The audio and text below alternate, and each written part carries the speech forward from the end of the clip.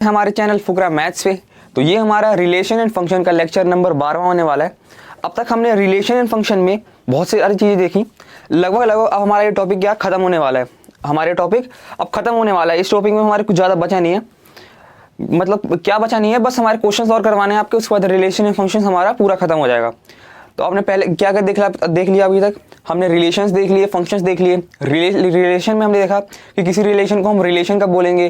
फिर उसके बाद हमने उसकी कार्डिनलिटी देखी। कार्डिनलिटी मतलब नंबर ऑफ एलिमेंट्स उसमें कितने होते हैं वो देख लिए। फिर उसके बाद हम किसी रिलेशन के सबसेट्स कैसे गिनेंगे वो आपने देख लिए।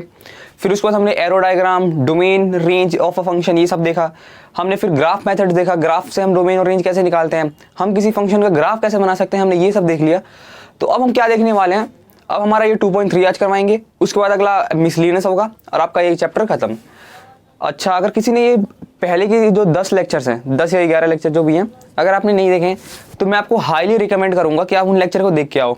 वरना आप अगर आपने कहीं और से ही पढ़े कोई बात नहीं, पढ़ के आओ वो सब टॉपिक्स, तब आपको और ज़्यादा मजा आएगा ये सब क्वेश्चन करने में। 2.3 आप भी समझते हो 2.3 क्या है, हमारा एक्सरसाइज है।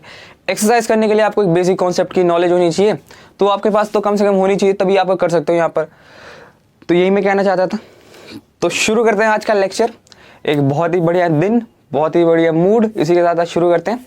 कौन सा मूड, वैसा वाला कोई मूड नहीं है, आज हमें शुरू करना है लेक्चर। तो देखते हैं। लेक्चर शुरू करने से पहले, 2.3 करने से पहले मैं 2-4 और छोटी छोटी बातें बताना चाहता हूँ फंक्शंस के बारे में। क्या है देख लेते हैं एक बार। अभी तक मैंने फंक्शंस का डोमेन, रेंज निकालना सिखा दिया, ठीक है।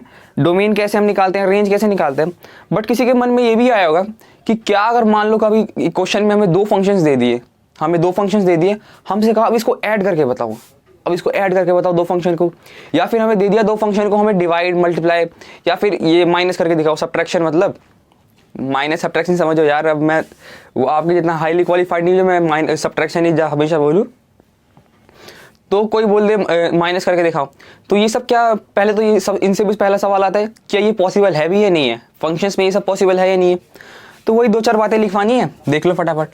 तो ऑपरेशंस इन अ फंक्शन क्या है, ऑपरेशंस इन फंक्शन। हम फंक्शंस में ऑपरेशंस देखेंगे कि हम फंक्शन के साथ क्या क्या कर सकते हैं, क्या क्या तोड़ मोड़ सकते हैं ऑपरेशन फंक्शन को, हम वही सब बातें देखेंगे।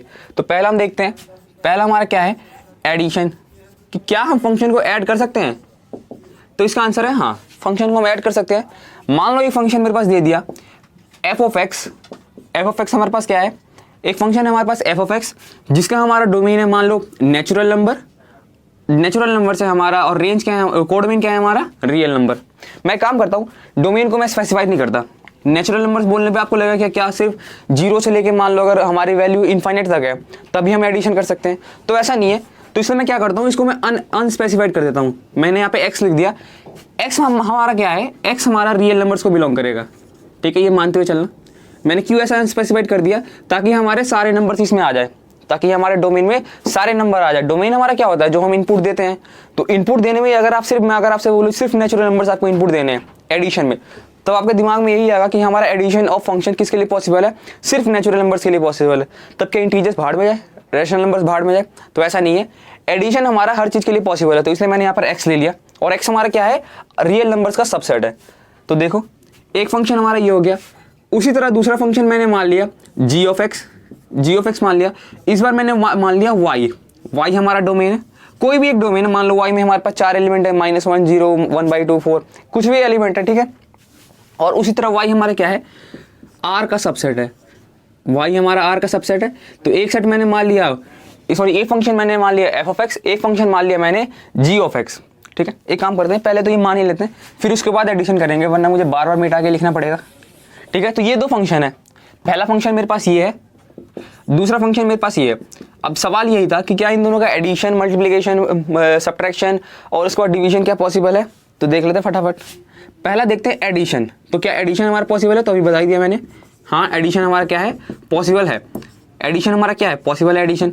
तो एडिशन हम करेंगे कैसे, नॉर्मल जैसे हम एडिशन करते हैं वैसे हम एडिशन करेंगे। तो नॉर्मल एडिशन करेंगे। एडिशन पहले फंक्शन करने से पहले हम इसका डोमेन और रेंज देख लेते हैं। हमारा क्या हो जाएगा, कॉल आ जाएगा किसी का। हम इसका पहले देख लेते हैं कि हमारा एडिशन करने से पहले किसी फंक्शन का डोमेन और रेंज क्या होगा, एक मिनट रुक जाओ, थोड़ा सा देख लूँ एक बार। क्या बता रहा था मैं, किसी फंक्शन का डोमेन और रेंज क्या होगा, ठीक है, किसी फंक्शन का डोमेन और रेंज क्या होगा ये मुझे बताना है। अब देखो, अगर मैं इसकी डोमेन की बात करूं, कि हमारा इसका डोमेन क्या होगा एडिशन करते समय, अब देखो यहाँ पर खेल, अब फंक्शंस में यहाँ पर क्या कंडीशन आपकी लागू हो सकती है। अब देखो यहाँ पर डोमेन मेरा अलग है, यहाँ पर डोमेन मेरा अलग है, ठीक है। अगर आपके पास किसी भी दो फंक्शन आपको दे रखे हैं, अगर आपके पास दो फंक्शन दे रखे हैं, बात ध्यान देना जो बता रहा हूँ, आपके पास दो फंक्शन दे रखे हैं। अब देखो यहाँ पर क्या इसका आप कॉमन डोमेन लिख सकते हो, इसका क्या कोई कॉमन, एडिशन करने का मतलब क्या है, एडिशन करने का मतलब ये है, मान लो आपके पास डोमेन अलग अलग है, मान लो ये हमारा एक्स में डोमेन में एलिमेंट है हमारे पास -1 2 और -1 और 2 मान लो, और वाई में हमारे पास है 3 और 4। एक्स में हमारे पास ये है, वाई में हमारे पास ये है, और फंक्शन हमारा एफ ऑफ एक्स है हमारा मान लो x+1, ठीक है, और g ऑफ एक्स में हमारे पास है सेम फंक्शन है x+1, ये फंक्शन है। अब देखो x की वैल्यू अगर मैं -1 डालूंगा तो हमारा आंसर क्या आ रहा है 0, मैंने 2 डाला तो हमारा आंसर क्या आ रहा है 3। सेम यहाँ पर हमें y डालना है, क्यों g ऑफ एक्स है, तो x की वैल्यू में 3 डालूंगा तो हमारा आंसर आ जाएगा 4 डालूंगा तो हमारा आंसर आ जाएगा 5। क्या ये दोनों आपस में इक्वल हो रहे हैं, क्या दोनों आपस में कोई रिलेशन बना पा रहा है, नहीं बना पा रहा है। तो इसलिए एडिशन करने के लिए आपको एक बात ध्यान रखनी पड़ती है, क्या हम कैसे हम एडिशन करेंगे, एडिशन उन्हीं नंबर्स का पॉसिबल है, एडिशन फंक्शन में उन्हीं नंबर्स का पॉसिबल है जिनका डोमेन और रेंज क्या हो हमारा सेम हो, जिनका डोमेन और रेंज क्या हो सेम हो, यानी कि एडिशन करने के लिए आपका डोमेन और रेंज क्या होना चाहिए, सेम होना चाहिए, ठीक है। तो ये बात खास ध्यान रखना, क्योंकि ये बच्चे नेगलेक्ट कर जाते हैं, फिर आगे चल के वो देखते हैं यार क्या करें क्या ना करें, कैसी मुश्किल है, कोई तो बता दो मेरे दिल को मेरे भाई, ठीक है।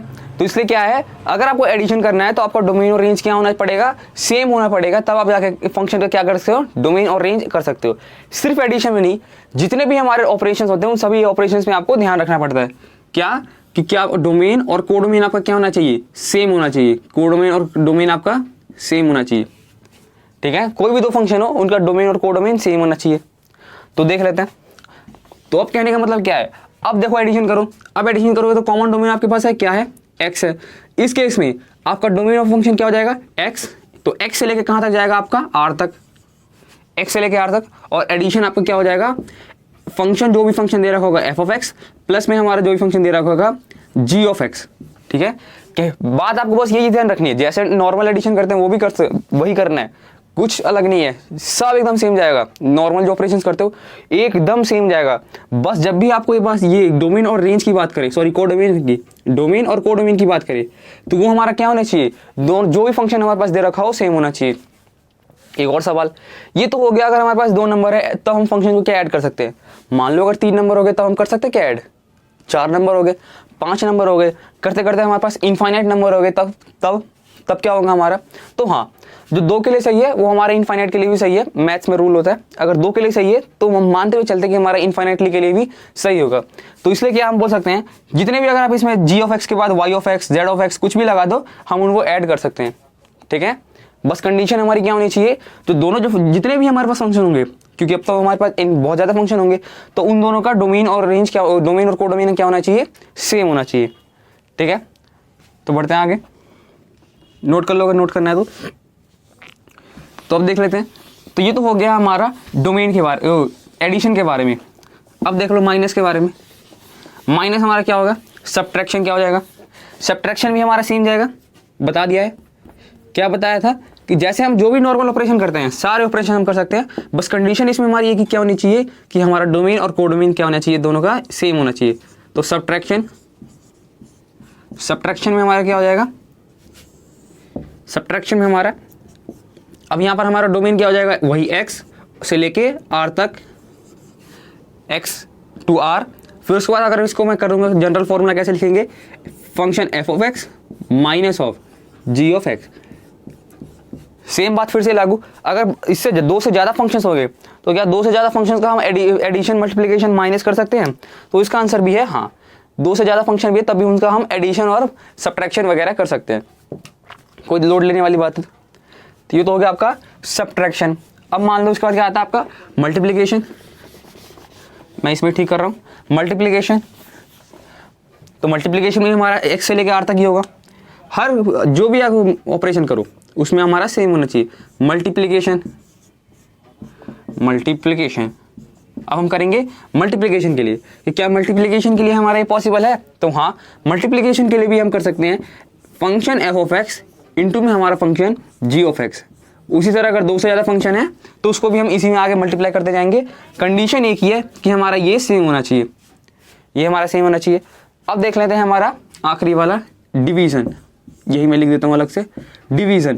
तो डिवीज़न में हमारा क्या होना चाहिए, सेम बात है, जो डिवीज़न में जो तक हम फॉलो करते आ रहे हैं सब कुछ सेम रहेगा। तो क्या होना चाहिए, x से लेके r तक होना चाहिए पहला तो, और डिवीजन में हमारा क्या होता है f ऑफ x अपॉन में g of x, f of x upon में g ऑफ x।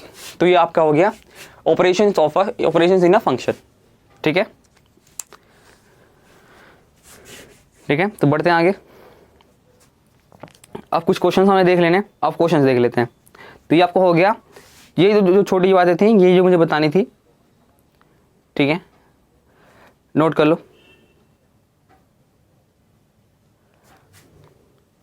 बढ़े आगे, बढ़ते हैं आगे।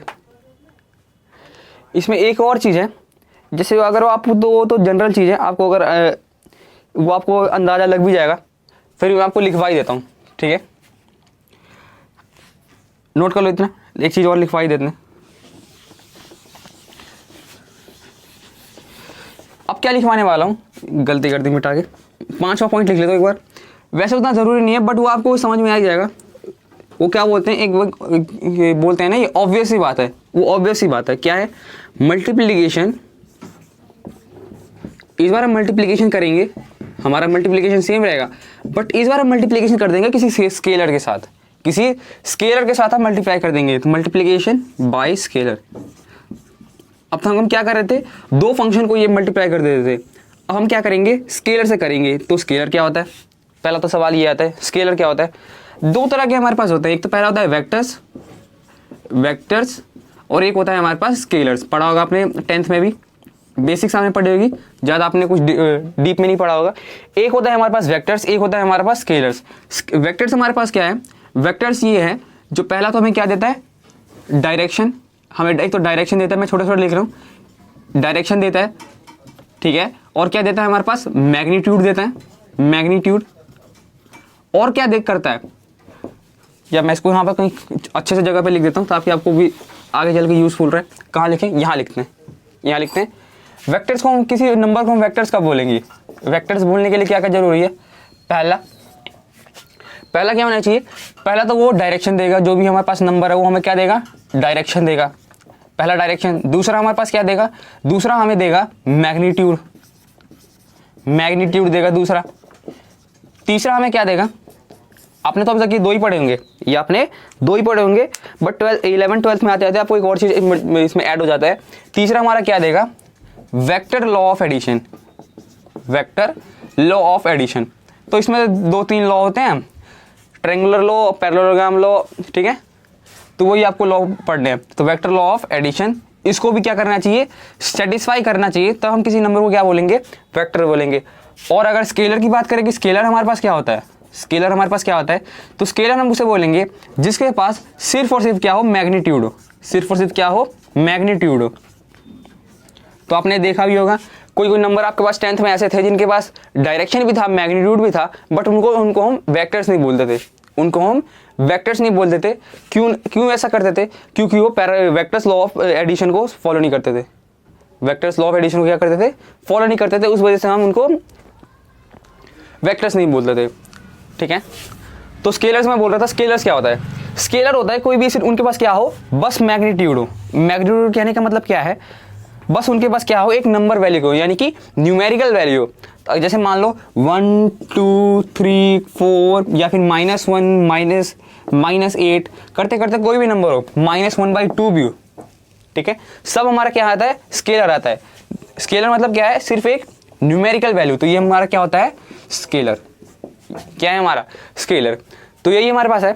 अब हम मल्टीप्लाई करेंगे बाय अ स्केलर। अगर हम किसी फंक्शन को स्केलर से मल्टीप्लाई कर दें, यानी कि f ऑफ x एक फंक्शन है हमारे पास, उसको मैं एक स्केलर से मल्टीप्लाई कर देता हूँ। मान लो मैं इस क्वेश्चन में स्केलर को मैं b मान लेता हूँ, मैंने स्केलर को b मान लिया, वो स्केलर नंबर हमारा क्या है, क्योंकि कुछ भी हो सकता है। देख लो यहीं पे मैंने इतने सारे लिख दिए, वो हमारा स्केलर -1 भी हो सकता है, 1 भी हो सकता है, 2 भी हो सकता है, 3 भी, 4 -8 -½ भी हो सकता है स्केलर। तो मैंने स्केलर को क्या मान लिया, लेट कर लिया, जो हमारा स्केलर b हो जाएगा। तो अगर f(x) तो इनटू में हम b लिख सकते हैं, ठीक है। अब ये थोड़ा सा अजीबोगरीब लगता है, थोड़ा सा अजीब लगता है फॉर्मूला ऐसा लिखने में कि एक फंक्शन और स्केलर को हम आगे लिख दिया। तो जब भी अब अगर आपने देखा होगा, जब भी हम इस फंक्शन को, किसी फंक्शन को स्केलर से मल्टीप्लाई करते हैं, या फिर किसी भी नंबर को आगे चल के आप मैट्रिक्स वगैरह पढ़ोगे, जब भी हम उसको स्केलर से मल्टीप्लाई करते हैं तो हम उसको पीछे ना लिख के हम आगे लिख लेते हैं। कोई फर्क वाली बात नहीं है, कोई फर्क नहीं पड़ता, ठीक है। स्केलर से मल्टीप्लाई करने में कोई फर्क नहीं पड़ता, कोई डायरेक्शन वगैरह का पंगा नहीं आता, बट वो थोड़ा सा अच्छा लगता है, थोड़ा सा हमारे दिल को अच्छा लगता है, इसलिए हम क्या करते हैं, स्केलर को आगे लिख सकते हैं। वरना आपका मन हो पीछे भी लिखने का, या फिर 2 किलोमीटर दूर जाके लिखने का, मतलब 2 किलोमीटर दूर तो नहीं, मतलब इसी डायरेक्शन में अगर मान लो आपको f(x) यहाँ लिखने का, इनटू में b यहाँ पर लिखने का, लिख सकते हो, कोई दिक्कत वाली बात नहीं। मैं ऐसे लिख दिया क्योंकि ऐसे ही सब लिखते हैं, तो मैंने भी ऐसे लिख दिया, क्योंकि हम सबसे अलग थोड़ी हैं, हम सबसे अलग थोड़ी हैं, ठीक है। तो ये हमारा हो गया मल्टीप्लिकेशन। अगर करेंगे किसी नंबर को एक स्केलर के साथ मल्टीप्लाई कर दे, तब हमारा क्या होगा, हमारा नहीं मतलब उस नंबर का क्या होगा। एक नंबर को स्केलर से मल्टीप्लाई करें तब उसके साथ क्या होगा।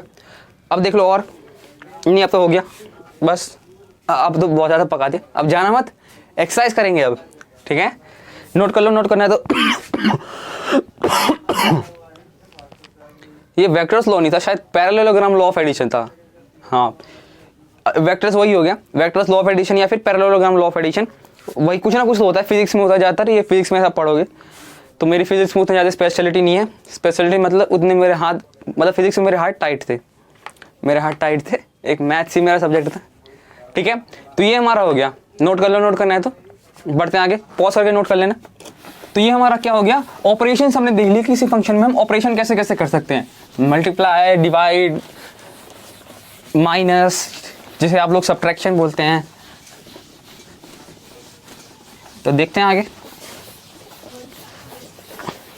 अब हमें देखना है फंक्शंस के क्वेश्चन, फंक्शंस के बेस पे अब तो क्वेश्चन है अगले, अब वो क्वेश्चंस देखने हैं। तो क्वेश्चंस पे जाने से पहले 1-2 एग्जांपल्स मुझे करवाने हैं, मैं वो एग्जांपल पहले करवा देता हूँ। एक है एग्जांपल नंबर 11वां, सॉरी 12वां, 11वां 10वां भी देख ही लो एक बार।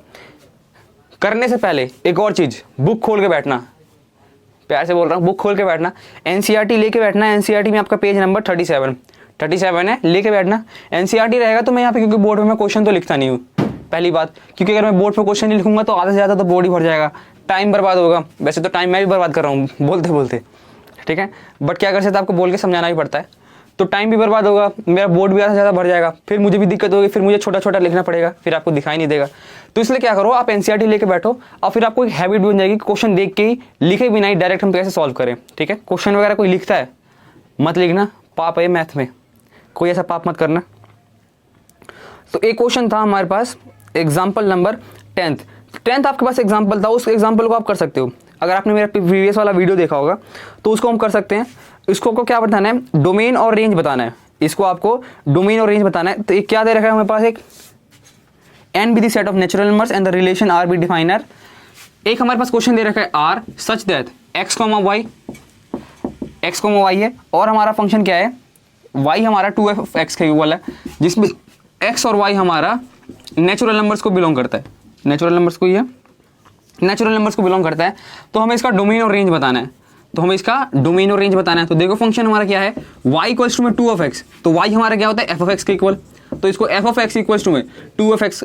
तो कोई ऐसा नंबर है, कोई ऐसा नंबर जिसको डालने पर x हमारा क्या कर रहा हो, दिक्कत दे रहा हो, कोई ऐसा नंबर है, तो हमारा डोमेन क्या हो जाएगा यहाँ पर, हमारा डोमेन क्या हो जाएगा यहाँ पर, रियल नंबर, ठीक है। डोमेन क्या हो जाएगा यहाँ पर, रियल नंबर।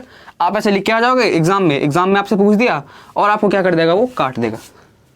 कौन सा एग्जाम्पल है, एग्जाम्पल नंबर 10, एग्जाम्पल नंबर 10वां ये, ठीक है।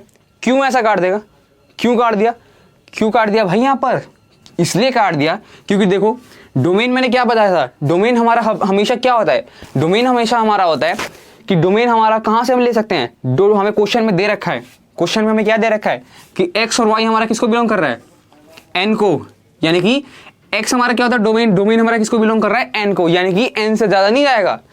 और पिछले वीडियो अगर आपने देखा होगा तो मैंने रियल नंबर से बताया था कि हमारा रियल नंबर सबसे बड़ा होता है और n हमारा क्या होता है, छोटा नंबर होता है, या कहूँ सबसे छोटा नंबर का सेट होता है। ठीक है, तो इसमें बहुत सारे एलिमेंट्स क्या होंगे, एक्स्ट्रा इंक्लूड हो गए। बट डोमेन क्या है, डोमेन हमारा सिर्फ एक नेचुरल नंबर है, यानी कि डोमेन हम क्या उठा सकते हैं, डोमेन हम सिर्फ उठा सकते हैं 0 से लेके, 0 भी नहीं, 0 तो गलती से लिख दिया, 1 से लेके इनफाइनाइट तक, ऐसे नंबर्स हम उठा सकते हैं डोमेन में। ठीक है, और रियल नंबर्स अगर हम उठाते तो रियल नंबर्स हमारा क्या हो जाता, माइनस वाले वैल्यूज भी आ जाते सारे, फिर उसके बाद हमारे फ्रैक्शंस वाले वैल्यू भी आ जाते सारे, फिर उसके बाद हम 1 2 3 करते करते वो भी लिख जाते, और 1 और 2 के बीच में भी इनफाइनाइटली वैल्यूज है उनको भी लिख जाते। तो देख रहे हो बहुत सारी वैल्यूज आ गई, बहुत सारी वैल्यूज आ गई। तो इसलिए हमारा क्या है, डायरेक्ट देखो क्वेश्चन में, ढंग से देखो क्वेश्चन में हमें बता रखा है कि एक्स हमारा कहाँ बिलोंग करेगा, नेचुरल नंबर्स को। तो हमारा डोमेन क्या आ गया, नेचुरल नंबर्स। ठीक है, तो ये छोटा सा क्वेश्चन में ट्विस्ट था। तो डोमेन हमारा क्या है, नेचुरल नंबर्स। हर बार हम लिखते आ रहे थे रियल नंबर्स, बट इस बार हमें घुमा दिया, कहा डोमेन नेचुरल नंबर्स है, लिखो। अब रेंज की बात करें, रेंज हमारा क्या हो जाएगा, अब रेंज की बात करनी है, रेंज ही पूछा है हमसे, डोमेन और रेंज पूछा है, तो इसका हमारा रेंज क्या हो जाएगा। एक तरीका तो ये है y इक्वल्स टू में 2x, मैंने क्या बताया था, इसको हमें x के टर्म में लिखना है, अगर रेंज निकालना है तो हमें इसको x के टर्म में लिखना है। तो y हमारा 2f(x) के इक्वल है, तो हम x क्या लिख सकते हैं, y/2, x हम लिख सकते हैं y/2। देखो फ्रैक्शन में है, क्या 2 हमारा कभी भी 0 बन सकता है, क्या 2 हमारा कभी भी 0 बनेगा, किसी भी कंडीशन में 2 हमारा 0 बन सकता है, नहीं। क्यों नहीं बन सकता, क्योंकि नीचे कोई वेरिएबल ही नहीं है, नीचे हमारा कांस्टेंट है, कभी वो 2 0 हो ही नहीं सकता। तो हमारा क्या बच गया, तो मैं इसको 2 को हटा भी दे सकता हूँ, 2 को मैं हटा भी सकता हूँ, क्योंकि 2 पे हमारा कोई फर्क पड़ने वाला नहीं है, 2 हमारा क्या है, एक कांस्टेंट है। तो x हमारा फंक्शन क्या बन गया, x इक्वल्स टू में 2। जो हम x का डोमेन निकालेंगे, x का अगर हमने डोमेन निकाल दिया तो y का हमारा क्या आ जाएगा, रेंज आ जाएगा। x का हमने डोमेन निकाल दिया तो y का हमारा रेंज आ जाएगा। तो इसका हमारा डोमेन हम क्या निकाल सकते हैं, x का हमारा डोमेन क्या होगा, x का हमारा डोमेन हो जाएगा एनी रियल नंबर्स। बट फिर से वही बात, x हमारा किसको बिलोंग कर रहा है, नेचुरल नंबर्स को बिलोंग कर रहा है, तो इसका डोमेन रियल नंबर्स ना होके हमारा हो जाएगा नेचुरल नंबर्स। तो जो डोमेन, इसका अगर डोमेन होगा, x अगर डोमेन है तो y हमेशा मेरा क्या देगा, रेंज देगा। ठीक है, अगर x डोमेन है तो y हमेशा रेंज देगा, तो हमारा रेंज क्या हो जाएगा, नेचुरल नंबर्स। अगर किसी को यहाँ पे डाउट आ रहा हो कि कैसे हो रहा है, तो प्रीवियस लेक्चर दे सकता है, मैंने प्रीवियस लेक्चर में बहुत बार समझाया है। मैं ये भी नहीं बोलूँगा कि 1-2 बार, मैंने बहुत बार सब बताया है, बहुत बार ऐसे क्वेश्चन आए भी हैं। ठीक है, कि हम कैसे इसको डोमेन हमारा रेंज की इक्वल होता है, तो ये मैंने बहुत बार समझाया है। एक बार प्रैक्टिस हो या फिर उसके बाद क्वेश्चन भी करवाए हो तो मैंने बताया, नोट कर लो अगर नोट करना है तो। कोई खास नहीं था इसमें, बस एक खास बात ये थी कि इसमें हमें हमारा लिमिट ही चेंज कर दिया, ससुरा लिमिट ही चेंज कर दिया है कि हमारा डोमेन और रेंज अलग ही हो गया है, ताकि बच्चा लोग गलत करके आ जाए और हम नंबर काट सकें। ठीक है, अब देख लो एग्जाम्पल नंबर 11वां, examine each of the following relations given below and state in each case giving reasons whether it is a function or not. हमें बताना है एग्जाम्पल नंबर 11 में है कि ये फंक्शन है या नहीं है, फंक्शन है या नहीं है। फंक्शंस के लिए क्या हमारे पास डेफिनेशन थी, फंक्शंस के लिए हमारे पास क्या डेफिनेशन थी वो मैं एक बार लिख दूं फटाफट। फंक्शंस के लिए क्या डेफिनेशन थी, फंक्शन के लिए हमारी ये डेफिनेशन थी कि जो भी हमारा इमेज बनेगा, जो भी हमारा, मान लो अगर एक फंक्शन हमारा a to b है, एक फंक्शन हमारा क्या है a to b है, तो a का जो इमेज बनेगा वो तो यूनिक बनना चाहिए, यूनिक होना चाहिए। a का इमेज, a का क्या इमेज यूनिक होना चाहिए, अभी मैं एरो बना के भी बताऊंगा। ए का इमेज यूनिक होना चाहिए, ठीक है, ए का इमेज यूनिक होना चाहिए। दूसरी बात क्या थी, एवरी एलिमेंट ऑफ ए के पास क्या होना चाहिए, इमेज होना चाहिए। एवरी एलिमेंट ऑफ ए के पास क्या होना चाहिए, इमेज होना चाहिए। अभी सब समझ में आ जाएगा, अगर किसी ने नहीं देखा तो पहले के लेक्चर, अगर किसी ने देखे तो उसको ये सब समझ में आ रहा होगा। तो अभी भी टाइम में जाकर देख सकते हैं क्या कैसे मैं लिख रहा हूँ। तो क्या होना चाहिए, पहले तो यूनिक इमेज होना चाहिए, और दूसरा एवरी एलिमेंट के पास क्या होना चाहिए, एक ही एवरी एलिमेंट के साथ पास क्या होना चाहिए, इमेज होना चाहिए। अगर मैं डेफिनेशन ढंग से लिखूँ तो क्या बोल सकते थे, एवरी एलिमेंट ऑफ ए, इसको ऊपर ही लिखते हैं। फंक्शंस का हमारा डेफिनेशन क्या था, फटाफट मैं समझाने की कोशिश कर रहा हूँ, किसी ने अगर नहीं देखा तो। Every element of A, every element of A, ये हमारा इसके टर्म में बता रहा हूँ, ए से बी तक। Every element of A have a unique image, unique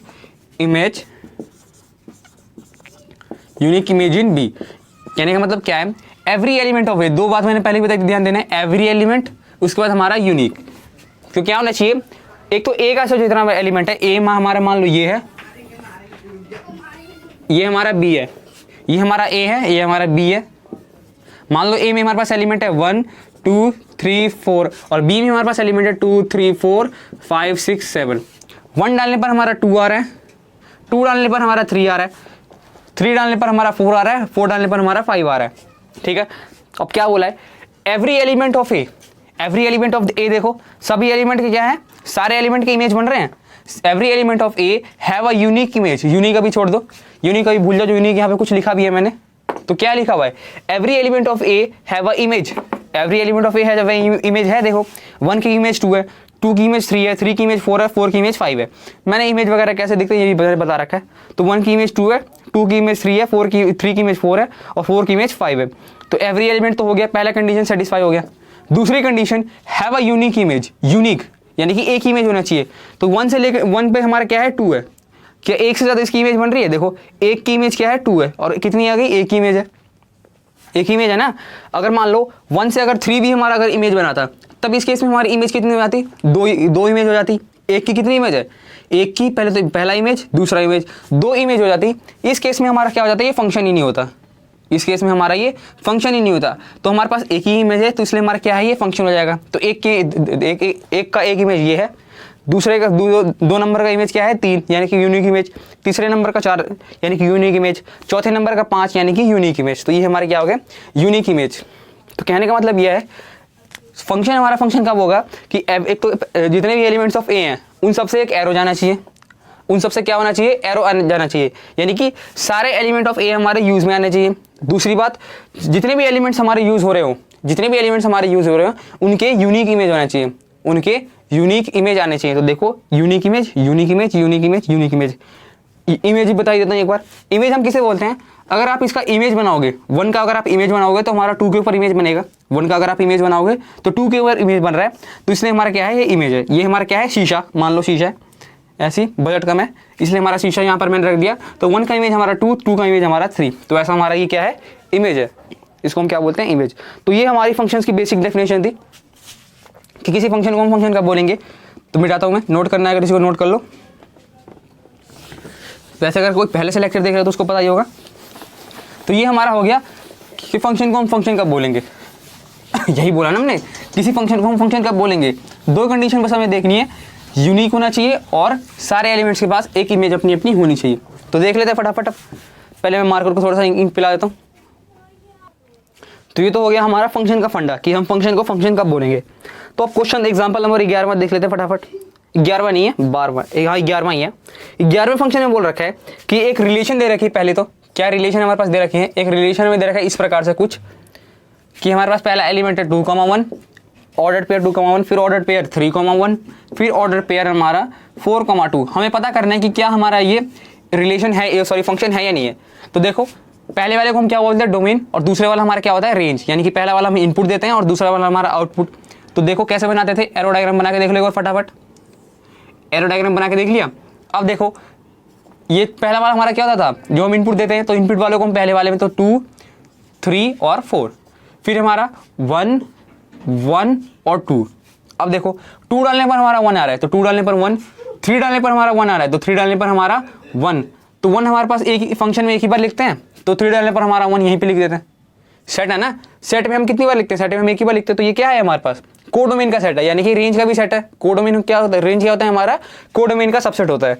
तो ये हमारा क्या है, एक तरह से सेट ही है, तो इसमें एलिमेंट्स की रिपीटेशन अलाउड नहीं है। तो 3 डालने पर भी हमारा 1, 2 डालने पर 1, 3 डालने पर हमारा 1, 4 डालने पर हमारा क्या आ रहा है 2, 4 डालने पर हमारा आंसर 2 आ गया। चेक करो पहली कंडीशन, क्या एवरी एलिमेंट के पास इमेज है। एवरी एलिमेंट देखो 2 की इमेज 1, 3 की इमेज 1, 4 की इमेज 1। तो पहला तो हो गया हाँ सबके पास इमेज है, पहला कंडीशन। दूसरा कंडीशन, क्या यूनिक इमेज है, क्या यूनिक इमेज यानी कि एक ही इमेज है। तो देखो एक ही लाइन जा रही है यहाँ से, एक ही एरो जा रहा है, तो हाँ 2 तो ठीक है। फिर 3 देखो, 3 पे एक ही एरो जा रहा है, 3 से हमारा एक ही एरो जा रहा है, यानी कि ये भी सही है। 4 हमारा 4 से भी हमारा एक ही इमेज, फिर एक ही मतलब एक ही एरो जा रही है, तो ये भी हमारा क्या है, सही है। आपको ये मत समझना कि 2 की इमेज 1 है, 3 की इमेज 1 है, इसका मतलब क्या है हमारा यूनिक इमेज नहीं है। क्यों? हमें इसको देखना है कि 2 की हमारे पास एक ही इमेज है, तो देखो 2 का इमेज कितना है, भूल जाओ इसे, ये सब 2 से कितनी लाइन जा रही है, एक ही लाइन जा रही है, तो 2 की इमेज कितनी है, 1। 2 का इमेज हमारा क्या आ रहा है, 1 आ रहा है, तो पहले कितना, एक यूनिक इमेज हो गया, 2 का सिर्फ एक ही इमेज है। फिर 3 का इमेज क्या बन रहा है, 3 का इमेज 1 बन रहा है, और ये देखो ये भी यूनिक इमेज है। फिर 4 का इमेज क्या बन रहा है, 4 का इमेज 2 बन रहा है, ये भी हमारा क्या है, यूनिक इमेज है। तो इसलिए फंक्शन को हम क्या बोलेंगे, फंक्शन बोलेंगे, ठीक है। इसलिए हम फंक्शन को क्या बोलेंगे, फंक्शंस बोलेंगे। इसमें एक चीज़ और देनी चाहिए थी मेरे हिसाब से, दो exam function state is a function not, ठीक है, बस हमें इतना ही दे रखा है। बट यहाँ पे देना चाहिए था कि हमारा डोमेन किसको बिलोंग कर रहा है, रेंज किसको बिलोंग कर रहा है, बट नहीं दिया, कोई बात नहीं, ठीक है। अब क्वेश्चन है, तो ये तो हमारा फंक्शन है, yes it is a function, ये हमारा फंक्शन है। तो अब क्या हर क्वेश्चन में ऐसे ही करते रहे, पहले एरो डायग्राम बनाए और उसके बाद हम क्या बताते रहे जो फंक्शन है या नहीं है, क्या स्टेट रीजन भी देना है, क्या गिविंग रीजन भी देना है, हमें इसका रीजन भी देना है, तो रीजन ही पहले दे लेते हैं। रीजन हम कैसे देंगे, रीजन देखो 2 3 4 यानी कि डोमेन वाले elements 2 3 4 have a unique image, क्या है, हैव अ यूनिक इमेज इन 1,2 इन 1,2 यानी कि 2 3 4 का क्या है, एक यूनिक इमेज बन रहा है किसमें, 1,2, therefore it is a function,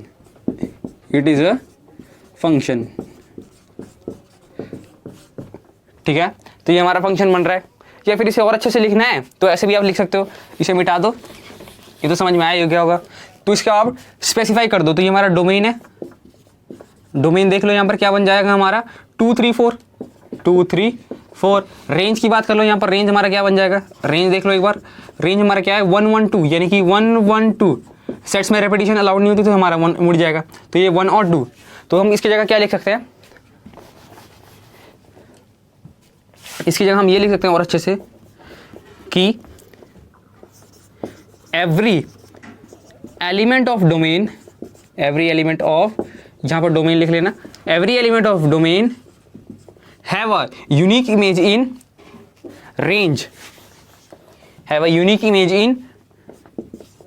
range, इसलिए क्या है हमारा ये, therefore it is a function. तो every element of domain have a unique image in range, therefore it is a function. But ये लिखने के लिए पहले आपको डोमेन और रेंज स्पेसिफाई करना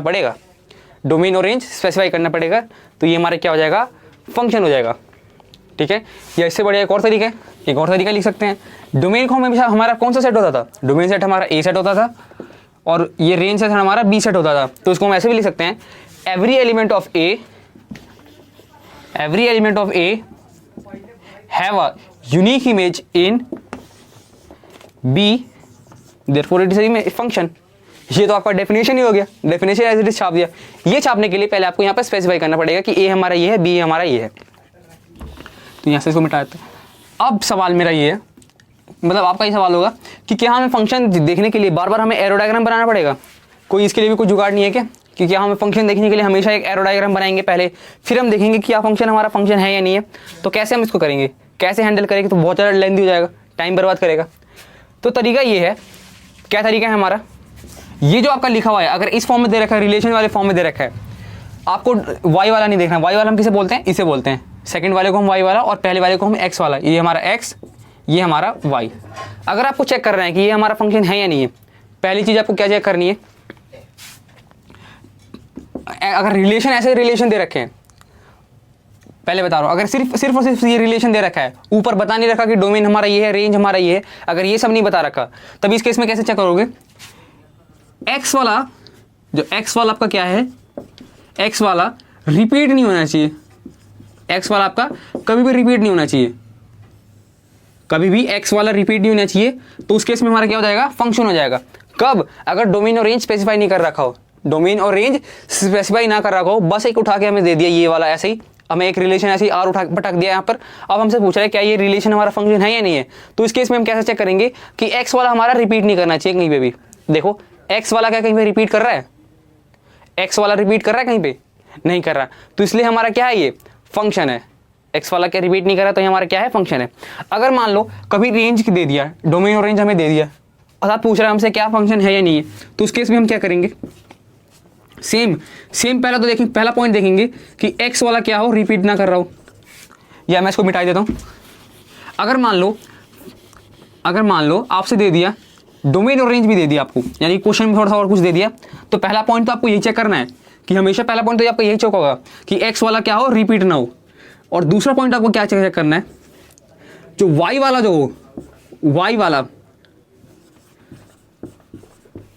हो,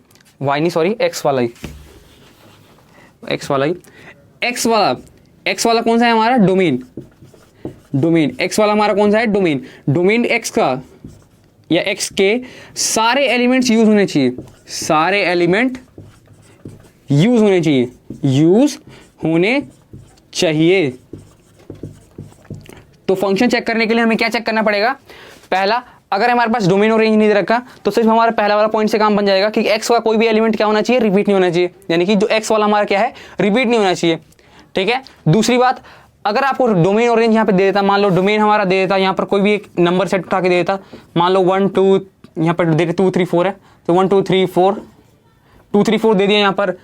और रेंज हमें तो कोई मतलब ही नहीं है, मान लो 4 5 6 या फिर रियल नंबर ही दे दे इसकी जगह पे हटाकर, डायरेक्ट रियल नंबर ही दे दे, तो रेंज हमें कोई मतलब नहीं है, हमें सिर्फ डोमेन देखना है, यानी कि एक्स वाला हमें देखना है, सिर्फ हमें एक्स वाला देखना है। तो देखो एक्स के सारे एलिमेंट, पहले देखो एक्स वाला कहीं रिपीट कर रहा है, तो एक्स कहीं रिपीट नहीं कर रहा, तो ये हमारा पहला कंडीशन सेटिस्फाई हो गया। दूसरा कंडीशन, अगर ये दे रखा है तो देखो डोमेन के सारे एलिमेंट यूज होने चाहिए, तो डोमेन के सारे एलिमेंट देखो 2 3 4 तो सारे एलिमेंट यूज हो गए, तो दूसरा वाला कंडीशन भी हमारा सेटिस्फाई कर रहा है, इसलिए हमारा फंक्शन हो जाएगा। सब जितने भी क्वेश्चन है सब में ये ट्रिक आजमाना, सब में काम करेगा, कहीं ये फेल नहीं होगा। क्यों? क्योंकि डेफिनेशन से ही बना है। अगर आप इससे गौर होगे तो ये मैंने डेफिनेशन से ही उठाया है, कहीं मैंने अलग से नहीं उठाया, कोई मैं चोर बाजार से नहीं उठा के लाया, ये हमारा डेफिनेशन से ही है। इसकी कोई लिमिटेशन नहीं है, जहां तक हमारा फंक्शन वैलिड होगा, वहां तक ये दोनों ट्रिक्स वैलिड होंगे। ठीक है, इतना बोल दिया मैंने, भरोसा रखो। तो ये हमारा ये 2 ट्रिक होते हैं। पहला पॉइंट ही हो गया। दूसरा देख लेते फटाफट। अब दूसरा क्वेश्चन, मतलब नोट करना वैसे नोट कर सकते थे, मैंने भी तो मिटा दिया, नोट कर लो। ठीक है, बढ़ते हैं आगे। दूसरा हमारे पास क्या है, दूसरा हमारे पास है आर, हमें दे रखा है इस प्रकार से कुछ। आर हमारे पास एलिमेंट है, ऑर्डर्ड पेयर 1,2 नहीं 2,2 है, ऑर्डर्ड पेयर 2,2, फिर हमारा ordered pair 2,4, ordered pair 3,3, order pair 4,4, ये हमारे पास है रिलेशन है। अब हमें चेक करना है क्या ये फंक्शन है या नहीं है, देखो यहाँ पर कोई डोमेन और रेंज हमें दे नहीं रखा, तो दूसरा पॉइंट तो हटा दो। पहला पॉइंट चेक करना है कि क्या कोई एक्स वाला एलिमेंट क्या कोई रिपीट कर रहा है, देखो एक्स में हमारा पहले 2 आ गया, फिर एक्स में दोबारा 2 आ गया, कोई भी अगर एक ऐसा एलिमेंट रिपीट कर जाए तो हमारा फंक्शन नहीं है, हमारा फंक्शन ये क्या है, नहीं है, हमारा ये फंक्शन है ही नहीं। एक्स वाला हमारा अगर पहला पॉइंट भी अगर फेल हो जाता है, जैसे 2 पॉइंट मैंने लिखवाए थे, अगर पहला पॉइंट भी फेल हो जाता है तो हमारा फंक्शन नहीं है। दोनों पॉइंट्स में से अगर कोई भी पॉइंट फेल हो जाता है तो हमारा फंक्शन नहीं है। ठीक है, और पहले पॉइंट में भी अगर कोई भी एक पॉइंट अगर रिपीट हो जाता है, यानी कि एक्स वाला रिपीट नहीं होना चाहिए, एक्स वाला अगर कोई भी एक पॉइंट भी अगर रिपीट हो जाता है, हल्की सी बरतनी नहीं है, हल्की सी भी छोड़ना नहीं है, अगर एक पॉइंट भी अगर हल्का सा भी रिपीट हो रहा है, कहीं पे भी रिपीट हो रहा है, तो उसी टाइम हमारा फंक्शन नहीं है। तो पहला हमारा ये फंक्शन तो नहीं है। अब हमें इसे लिखना कैसे, तो इसका हम डोमेन सेट लिख सकते हैं या फिर सेट ए लिख लो एक बार।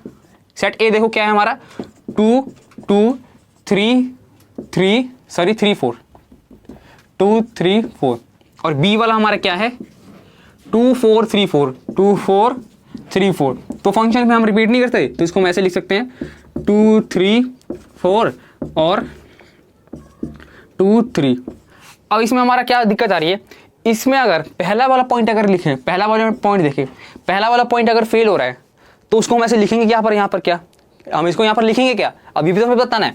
अगर पहला पॉइंट अगर फेल हो रहा है, तो इसका मतलब क्या है कि उसकी मोर देन वन इमेज है, मोर देन वन इमेज, यानी कि यूनिक इमेज तो नहीं है, मोर देन वन इमेज। उसी के साथ लिख लेना कि अगर पहला वाला फंक्शन अगर पहला वाला पॉइंट अगर फेल हो रहा है, क्यों फेल हो रहा है, इसका मतलब क्या है, उसके पास एक इमेज नहीं है, एक से ज्यादा इमेज है। एक से ज़्यादा इमेज है, उस वजह से वो फंक्शन हमारा क्या हो रहा है, फेल हो रहा है। ठीक है, पहला वाला पॉइंट। दूसरा वाला लिख लेना पहले वाले पॉइंट के साथ। दूसरे वाले में क्या होगा, अगर फेल हो रहा है तो दूसरे वाले में हम क्या लिखेंगे कि एवरी एलिमेंट वाला जो कॉन्सेप्ट था, दूसरे वाले पॉइंट में बता रहा हूं, अगर दूसरा वाला पॉइंट हो रहा है फेल हो रहा है तो किस वजह से फेल हो रहा है वो अगर हमें रीजन देना पड़ेगा तो वो लिखना है। तो जो एवरी एलिमेंट वाला जो कॉन्सेप्ट था वो ये फेल हो रहा था, यानी कि सारे एलिमेंट्स हमारे यूज नहीं हो रहे थे। पहला वाला क्या था, पहले वाले में अगर फेल हो रहा है यानी कि एक्स का अगर कहीं पर रिपीट कर रहा है, इसका मतलब क्या है, उसके पास यूनिक इमेज तो नहीं है, उसके पास यूनिक इमेज नहीं है, इस वाला फंक्शन हमारा क्या हो रहा है, फेल हो रहा है। अगर दूसरा वाला अगर हमारा फेल हो रहा है, इसका मतलब क्या है, जो सारे एलिमेंट्स थे वो यूज नहीं हो रहे हैं, इसलिए हमारा दूसरा वाला भी फेल हो रहा है। तो इस क्वेश्चन में अगर लिखना पड़े कि रीजन क्या है, रीजन लिखना है तो हम रीजन दे देते हैं। देखो पहला रीजन हमारा क्या है, टू हमारा, देखो टू हमारा क्या कर रहा है, ए को बिलोंग कर रहा है, टू हमारा ए को बिलोंग कर रहा है, साथ ही साथ टू हमारा ए को बिलोंग कर रहा है। और सॉरी एक चीज क्या लिख दी मैंने, ये नहीं लिखना था, ये लिखो कि टू का इमेज क्या है, टू का इमेज क्या है, टू का इमेज देखो, टू का इमेज पहले तो आ रहा है एक तो टू, फिर टू का इमेज क्या आ रहा है फिर से 4। एक पॉइंट हमें मिल गया जहां पे फेल कर रहा है, तो एक टू जो वैल्यू है इसकी दो इमेज आ गई, इसकी दो इमेज आ गई, इसलिए हम यहां पर लिख सकते हैं therefore to have more than one image, more than one image, therefore it is not a function, अगर एक से ज्यादा इमेज है तो ये हमारा फंक्शन ही नहीं है, तो ये हमारा क्या है, ये हमारा फंक्शन ही नहीं है। ठीक है, अगर पहला पॉइंट फेल हो इसका मतलब क्या है कि उसके पास यूनिक इमेजनेस वाली प्रॉपर्टी उसकी खत्म हो गई। अगर दूसरा पॉइंट फेल हो रहा है इसका मतलब क्या है कि सारे एलिमेंट्स हमारे जो होने चाहिए थे यूज, वो सारे एलिमेंट्स हमारे यूज नहीं हुए। ठीक है, ऐसे हम लिखते हैं, ये हमारा लिखने का तरीका होता है। तो देखते हैं तीसरा, नोट कर लो, तीसरा देख लेते हैं एक बार।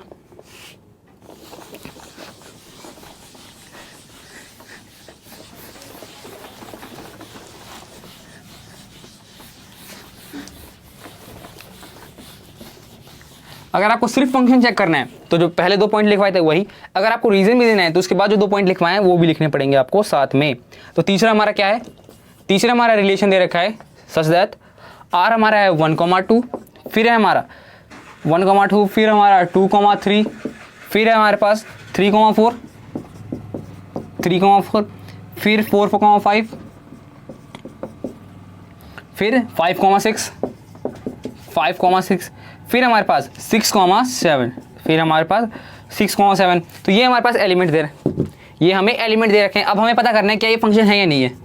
पहला कंडीशन हमें चेक करना है, क्या एक्स वाला कहीं पे रिपीट कर रहा है, 1 2 3 4 5 6 कहीं पे रिपीट नहीं कर रहा, यानी कि हमारा क्या है, ये पहला वाला कंडीशन तो सेटिस्फाई हो गया।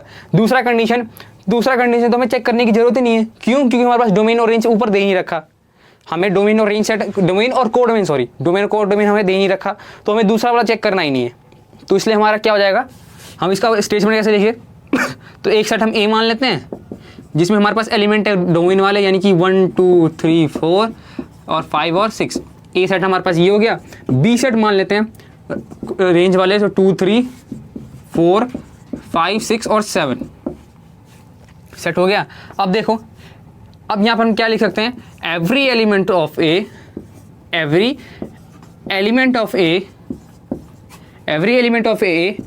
Have a unique image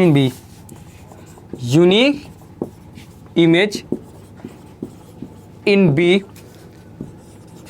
therefore it is a function. इसलिए हमारा क्या है, ये फंक्शन है, ये हमारा क्या है, फंक्शन है। तो इसी के साथ हमारा एग्जाम्पल नंबर 11वां खत्म हो गया, 11वां एग्जाम्पल खत्म हो गया। अभी तो बहुत सारे रह रहे हैं, लग रहा है एक और वीडियो बनाना पड़ेगा इसका। नोट कर लो इतना।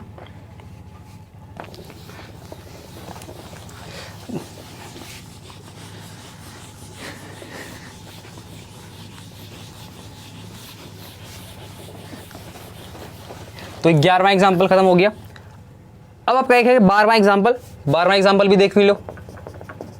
12वां एग्जाम्पल में क्या कह रहा है, 12वें एग्जाम्पल में हमसे कह रहा है कि हम एक फंक्शन एक तो हमें दे रखा है पहले क्या, n हमारा क्या है, set of natural numbers, n हमारा है नेचुरल नंबर्स का सेट, n हमारा क्या है, नेचुरल नंबर्स का सेट। उसके बाद हमें फंक्शन दे रखा है, फंक्शन हमारा क्या है, natural number two natural number. इसका मतलब क्या है, डोमेन हमारा नेचुरल नंबर, को डोमेन हमारा नेचुरल नंबर। फंक्शन हमें दे रखा है एफ ऑफ एक्स, हमारे पास है 2x प्लस में 1, 2x प्लस में 1 हमारे पास ये फंक्शन है। Using the definition complete the table given below. हमें टेबल कंप्लीट करना है, तो टेबल हमारे पास कुछ दे रखा है। मैं काम करता हूँ, मैं 2-3 एलिमेंट उठा लेता हूँ, बाकी बात आप सारे कंप्लीट कर लेना। पहला x, फिर y, फिर हमारा 1 डालने पर x की वैल्यू, 1 की x की वैल्यू 2 डालने पर, फिर 3 डालने पर, फिर 4 डालने पर। मैं 4 तक कर रहा हूँ, बाकी बात 7 तक आप खत्म कर देना। तो f ऑफ 1, तब आपको y की वैल्यू बतानी है, या फिर तो ये तो आपको बच्चों वाला खेल है। x की वैल्यू 1 डाल दो यहाँ पर, f ऑफ x को हम क्या बोलते हैं, y इक्वल टू में 2x plus 1। f of x हमारा क्या होता है, y के इक्वल। तो x की वैल्यू 1 डालो, x की वैल्यू हमने 1 डाली, तो 2 इंटू 1 हमारा 2, 2 प्लस 1 हमारा 3, तो y की वैल्यू हमारी 3 आ गई। x की वैल्यू 2 डालो, तो 2 इंटू 2 हमारा 4, 4 प्लस 1 हमारा 5। x की वैल्यू 3 डालो, तो 3 2 6 प्लस 1 हमारा 7। x की वैल्यू 4 डालो, तो 4 2 8 प्लस 1 हमारा 9। तो ये हमारे क्या हो जाएगा, आंसर। कर सकते हो सारे, इसी तरह सारे कर सकते हो, मैंने तो अभी 2-4 ही करवा दिए, ठीक है। तो ये हमारा आंसर हो जाएगा एग्जाम्पल नंबर 12। 7 तक आप कर सकते हो, कोई दिक्कत वाली बात नहीं। एग्जाम्पल नंबर 12 के बाद क्या देखना था हमें, 13वां भी हमारा सेम है, 13वां भी हमारा सेम है। 13वां वाले का मैं 1-2 कर देता हूँ, नोट कर लो। एग्जाम्पल्स करना बहुत ज़रूरी है, मैथमेटिक्स में एग्जाम्पल भी आपको देखना जरूरी है। अगर मैं किसी भी एक्सरसाइज के एग्जाम्पल्स छोड़वा रहा हूँ, इसका मतलब क्या है कि वो सारे एग्जाम्पल्स आप खुद कर सकते हो, ठीक है। कुछ कुछ एग्जाम्पल होते हैं जो कभी कभार थोड़े से अजीब गरीब होते हैं, इसलिए मुझे करवाना पड़ता है। एग्जाम्पल नंबर 13वां एग्जाम्पल हमसे क्या कह रहा है कि एक फंक्शन हमारे पास क्या है, डिफाइन हमारा फंक्शन रिलेशन, ये आर से लेके आर हमारा क्या था, रियल नंबर्स। तो डोमेन हमारा रियल नंबर, को डोमेन हमारा रियल नंबर। फंक्शन हमारे पास दे रखा है एक्स क्यूब, तो हम एफ ऑफ एक्स क्या लिखते हैं, वाई, तो वाई हमारा क्या हो जाएगा, एक्स क्यूब के इक्वल। तो ये हमारा फंक्शन बन गया। अब एक्स की वैल्यू डालते जाओ, वाई हमारा आता जाएगा। तो एक्स हमारा क्या है, पहले तो -4 डालने पर, फिर हमारा -3 डालने पर, -2 डालने पर और -1 डाल लेता। इसके बाद भी एलिमेंट्स है वो खुद कर लेना।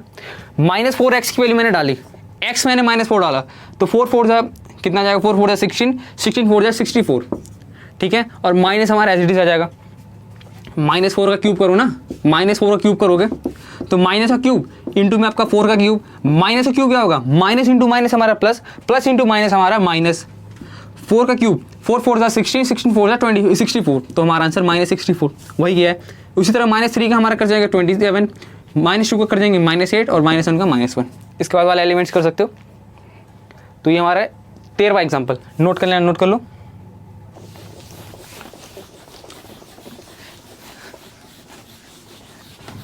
तो 13वां भी हमारा निपट गया, मतलब सॉल्व हो गया 13वां क्वेश्चन भी।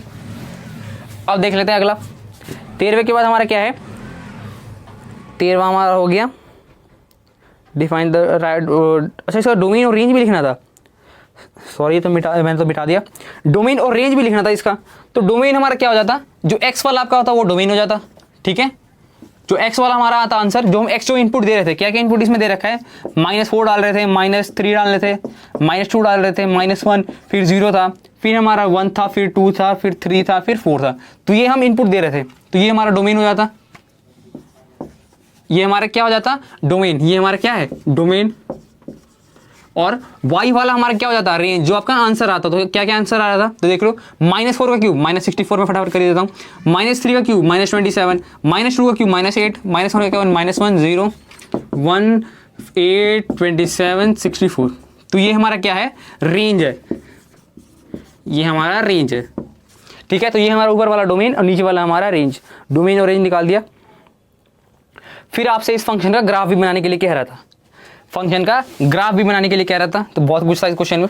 तो एफ ऑफ एक्स का हमारा क्या था, फंक्शन था हमारा F of X equal to में एक्स क्यूब, इसका आपको ग्राफ बनाना है। तो ये मैंने ग्राफ पहले ही बनवा रखा था, तो इसका फिर भी एक और ग्राफ बना लेते हैं, देख लो। एक्स क्यूब है ना ये, तो एक्स क्यूब आपका थोड़ा ऐसा जाएगा, एक्स क्यूब आपका यहाँ से जाना, थोड़ा सा पतला कर्व जाएगा, यानी कि ये ऐसा कुछ, ठीक है। तो बुक में देखो एक बार, तो बुक में मेरे हिसाब से गलत बना रखा है। कैसे गलत बना रखे एक बार चेक कर लेते हैं। देखो x की वैल्यू यहाँ पर मैं 1 ले लेता हूँ, यहाँ पर मैं 2, 3, 4 और 5, यहाँ पर मैं -1, -2, -3, -4। x की वैल्यू देखो -4 डालने पर हमारा आंसर -64 आ रहा है। -4 यानी कि यहाँ पर -64 यानी कि नीचे जाएगा। -64 तो नीचे आएगा ना। ये तो हमारा -1, -2, -3, -4, -64 है। देखो x की वैल्यू डालने पर हमारा आंसर कितना आ रहा है? -4 डालने पर हमारा -64 आ रहा है। तो यानी कि कहीं नीचे जाएगा। -4 डालने पर -64 यानी कि यहाँ पर कहीं, मेरे पास जगह नहीं है तो -64 कहीं यहाँ कहीं जाएगा। फिर -3 डालने पर हमारा -27, -3 डालने पर -27 मतलब कि यहाँ कहीं मान लेते हैं, यहाँ के सबसे नीचे एकदम कहीं पे। फिर -2 डालने पर हमारा -8, तो -2 डालने पर -8 यानी कि यहाँ पर कहीं। फिर -1 डालने पर हमारा क्या आ जाएगा? -1 डालने पर हमारा -1, -1 डालने पर -1 डाला तो -1 तो यहाँ कहीं आ गया। 0 डालने पर हमारा 0 आएगा, तो 0 डालने पर हमारा 0। ऐसे करते करते आप देखोगे तो ये आपका फंक्शन कुछ इस तरह से बनता है, ठीक है। 0 पे से पास होना चाहिए था, थोड़ा सा गलत बन गया। ऐसा थोड़ा सा कर्व सा बनता है, ये थोड़ा सा कर्व बनता है, ठीक है। ऐसे ही कर्व यहाँ पे ही बनता है, तो यूं बनता है, ऐसा कुछ कर्व बनता है, ठीक है। थोड़ा सा मैंने रफली बनाया, तो ऐसा बनता है कर्व हमारा, ठीक है। हमारा एक ग्राफ, अगर x³ का ग्राफ बनाना है तो ऐसा ग्राफ बनता है, ठीक है। बुक में ये गलत दे रखा है, कंफ्यूज मत होना आप भी। तो बुक में ये गलत दे रखा है, कंफ्यूज मत होना। f(x) x³, f(x) हमारा x³, ठीक है। तो एग्जाम्पल नंबर 14। अब हमारे पास फिर से दे रखा है डिफाइन R2R। बुक में कैसे गलत दे दिया, यही मैं सोच रहा हूँ। फंक्शन नंबर से ये दे रखा है, फिर उसके बाद हमें ग्राफ बनाने के लिए बोला। x हमारा रियल नंबर्स को बिलोंग कर रहा है, सही है सब कुछ। ओ माय गॉड, फंक्शन मैंने गलत ले लिया, फंक्शन ही मैंने गलत ले लिया। फंक्शन हमारा f(x² का है, ठीक है, x² का है। मैंने x³ लिख दिया, तो अब x³ के हिसाब से सही है, x³ के हिसाब से एकदम सही है। मैंने क्वेश्चन ही गलत लिख लिया, मैंने मेरी देखने की मिस्टेक थी। तो x³ के हिसाब से सही है, x³ के हिसाब से एकदम सही है। तो नोट कर लो, नोट करना है तो, ठीक है। x³ के हिसाब से सही है, ये तो मैंने देखा ही नहीं, x² था ये तो इसका मतलब डोमेन और रेंज भी हमारा बदल जाएगा। तो डोमेन हमारा ये है, तो रेंज हमारा क्या आ जाएगा? तो रेंज हमारा आ जाएगा, यानी कि x² का फंक्शन है तो -4 का हमारा 16, -3 का हमारा 9, -2 का हमारा 4, 1 0 1 4 9 16, ये हमारा हो जाएगा। और इसका अगर ग्राफ की बात करेंगे तो पहले ही मैंने बता रखा है, x² का ग्राफ हमारा कैसा होता है, सारे वैल्यूज हमारे पॉजिटिव आते हैं, इसका मतलब हमारा ये ऐसा कुछ जाएगा। ये हमारा x² का ग्राफ होता है, ठीक है, ऐसा कुछ जाएगा। पॉइंट्स डाल के बनाते जाना, अपना बन जाएगा ये, ठीक है। ये मैंने देखा नहीं, जो ये x³ था या x² था, ये मैंने ऊपर से देखा तो x³ लग रहा था। थोड़ी सी ये लाइटों की वजह से आँख थोड़ी सी क्या होती है, चुन्नी आ जाती है। हमारे बोलते हैं जो दिखाई नहीं देता ढंग से, मतलब धुंधला धुंधला कभी बार दिखाई नहीं देने लगता है आँख पर जब लाइट पड़ती है, तो वही हो गया। ऐसा कुछ नहीं, मजाक कर रहा हूँ, ये मैंने ढंग से देखा नहीं था। 14वां एग्जाम्पल आपको वही है जो मैंने अभी करवा दिया गलती से। तो 14वां एग्जाम्पल हमारे पास क्या है? 14वां एग्जाम्पल हमारे पास दे रखा है, एक हमें दे रखा है real number two real number, और हमें बता रखा है हमें f(x) हमारे पास दे रखा है x³, और हमें इसका क्या बनाना है, ग्राफ बनाना है। तो ग्राफ जब बनाओगे ना इसका, तो पहले देख ही लिया आपने, पहले आपने देख ही लिया, तो फंक्शन 2-4 वैल्यू उठा के डालना और हमारा कुछ ऐसा कुछ ग्राफ बनेगा, ठीक है। 2-4 वैल्यू उठा के डालता जाना, हमारा ऐसा कुछ ग्राफ बनेगा, थोड़ा सा कर्व टाइप बनता है ग्राफ, ठीक है। तो ये हमारे f(x) में x³ का ग्राफ है।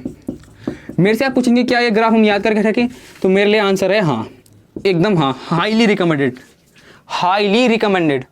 f(x) में x², x³ log x का, ठीक है, 1/x का, ये सब ग्राफ आपको याद होने चाहिए, ठीक है। sin x का, cos x का, tan x का, ये सब ग्राफ आपको हाईली मैं रिकमेंड करूंगा, हाईली रिकमेंड करूंगा। ये नहीं सिर्फ मैं आपको बोलूंगा याद कर लो, मैं बोलूंगा एकदम याद होना चाहिए आपके दिमाग में, ठीक है। बढ़ते हैं आगे। क्यों याद होने? क्योंकि ये ऐसे बेसिक क्वेश्चन है। अगर आपको कहीं फंक्शन वगैरह अभी जैसे अगर आप सॉल्व नहीं कर पाओ डायरेक्ट, अगर आपको ग्राफ दे दिया तब आप ग्राफ से ये कर ले जाओगे। दोबारा कह रहा हूँ, अगर आपसे क्वेश्चन डायरेक्ट सॉल्व नहीं हो पाया तो आप ग्राफ से इसे कर ले जाओगे। एग्जाम्पल नंबर 15वां एग्जाम्पल हमारा कुछ और नहीं जो मैंने पहले करवा रखा है। हमारा फंक्शन इस बार दे रखा है एफ ऑफ एक्स हमारा दे रखा है 1/x, ठीक है। उसके बाद हमारा फंक्शन है कहाँ तक, r से लेके r तक, r से लेके r तक है, जिसमें जाहिर सी बात है हम जीरो नहीं डाल सकते, जीरो डालते ही हमारा फंक्शन फेल हो जाएगा, तो हम जीरो नहीं डाल सकते। तो हमारा r क्या होता है कोडोमेन, तो कोडोमेन में से पहले जीरो इसने हटा दिया, तो इसका मतलब क्या है, इसका अगर डोमेन देखेंगे हमें क्या करना है, इसका complete the table given below, हमें टेबल बनानी है, हमें टेबल बनाना है और हमें डोमेन और रेंज बताना है। तो x हमारे पास दे रखा है -2, -1.5, -1, उसके बाद हमारा -0.5, कैलकुलेटिव पार्ट है बस 0.25, बाकी बात मैं छोड़ रहा हूँ, बाकी बात आप कर लेना, आपके लिए भी कुछ बचना चाहिए। तो y हमारा क्या आ जाएगा 1/x यानी कि -1/2, -1/2, तो -1/2, फिर -1.5/2, -1/1.5, फिर हमारा -1/1 यानी कि -1/1 यानी कि 1 आ जाएगा, यानी कि और देखो -1/0.5 और ये हमारा 1/0.25। सॉल्व करना चाहो तो कर सकते हो बट उतनी ज़रूरत नहीं है। तो ये हमारा आंसर आ जाएगा -0.5, ये हमारा आ जाएगा 15×6 90, 610, फिर 15×6 90 यानी कि 0.66 समथिंग कुछ आएगा, -0.66, फिर हमारा ये -1, फिर हमारा 5, ये हमारा 20, -20, 0.24 यानी कि 4 टाइम्स, ऐसा कुछ आ रहा है, ऐसा कुछ आ रहा है, तो यानी कि हमारा ये 2 आएगा, ठीक है। इतना हमारा आंसर आ रहा है, इतना हमारा आंसर आ रहा है, ठीक है। तो अगर डोमेन की बात करें तो डोमेन और रेंज मैं फटाफट लिख देता हूँ इसका, हमें इसका कोई ग्राफ नहीं बनाना, तो इसका डोमेन और रेंज लिख देता हूँ फटाफट। तो डोमेन हमारे पास क्या है, जो हम इनपुट दे सकते हैं, तो इनपुट हमारे पास पहले ही दे रखा है, क्या हमारे पास इनपुट दे रखी है, एक तो हमें -2 डालना है, -1.5 डालना है, फिर हमारे पास -1, -0.5, फिर हमारे पास 0.25, 0.5, 1, 1.5 और हमारे पास एक 2, ये हमें वैल्यूज डालनी है।